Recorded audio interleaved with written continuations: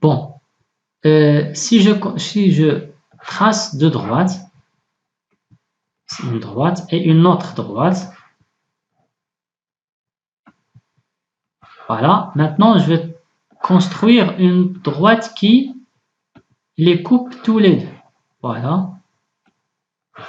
Et je vais nommer cet angle 1, cet angle 2, 3, 4, bon, 1, 2, 3, 4, ici 5, 6, et là 7 et 8. Voilà. Alors, l'angle numéro 1 et l'angle numéro 8, ça s'appelle des angles correspondants.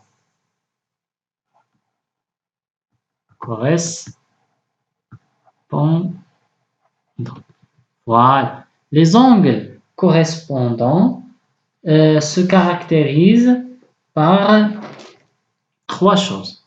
Ils sont dans la même part de la séquente. Voilà cette séquente. Ils sont dans la même part. Et l'une, il s'agit ici de deux angles. L'angle 1 et l'angle 8. Et l'une est à l'extérieur des deux droites. Donc, c'est quoi l'extérieur? Alors, je vais vous dire que cette partie que je vais sélectionner en rouge, en bleu, ça c'est l'intérieur. Et la partie en rouge ou bien en jaune, c'est l'extérieur. Voilà. Regardez bien que l'angle 8, il est à l'intérieur et l'angle 1, il est à l'extérieur et ils sont dans la même part. Et troisième chose, ils ne sont pas adjacents. D'accord? Par exemple, l'angle 1 et l'angle 4, l'angle 4 à l'intérieur, l'angle 1 à l'extérieur.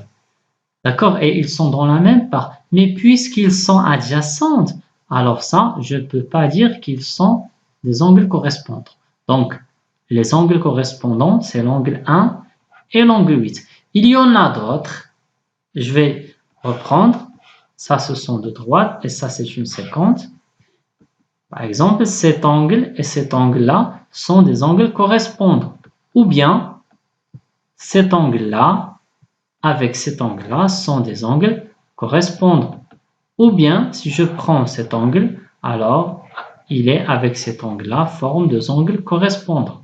Ou bien, cet angle et cet angle-là sont aussi des angles correspondants. Donc, les angles correspondants sont deux angles formés par deux droites et une séquente, et ils sont dans la même part.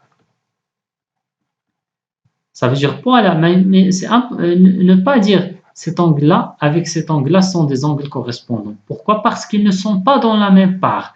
Il y a deux parts qu'il y a, de la part là et cette part d'ici et cette part de là. Donc cet angle avec celui-là sont des angles correspondants. Donc passons maintenant à un autre vocabulaire, c'est les angles alternes internes. Alterne, tiré, interne. Donc les angles alternes internes sont deux angles qui sont à l'intérieur. Où est l'intérieur? Le voilà à l'intérieur. C'est cette partie-là.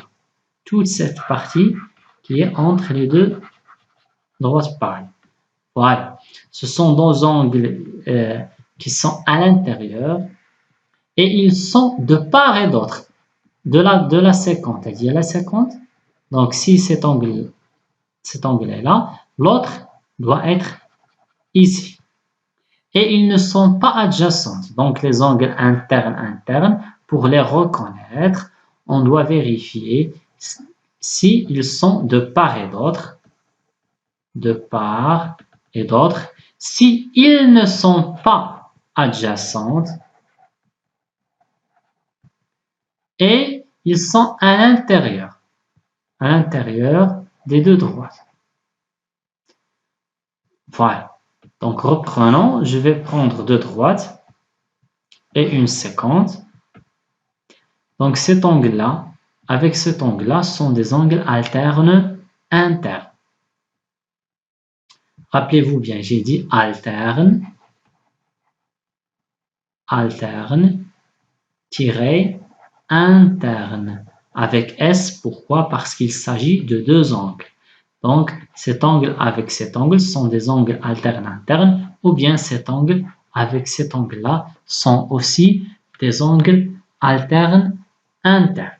Donc, je vais maintenant vous proposer un exercice à faire. Le voilà. Donc, que dire? Que peut-on dire de chaque angle? L'angle 1 est 3, l'angle 1 est 5, 3 est 5, 1 est 1, etc. Donc, merci pour votre attention et à la prochaine.